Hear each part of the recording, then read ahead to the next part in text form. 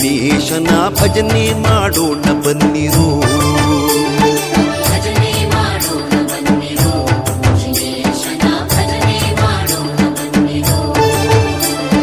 ಭಜನೆ ಮಾಡುವ ನಿತ್ಯ ಸುಜನರೆಲ್ಲರೂ ಕೂಡಿ ಕುಜನ ಸಂಗವ ದೂರ ಮಾಡಿ ಸದ್ಭಕ್ತಿಯಿಂದ ಭಜನೆ ಮಾಡೋಣ ಬನ್ನಿರೋ. ಜಿನೇಶನ ಭಜನೆ ಮಾಡೋಣ ಬನ್ನಿ.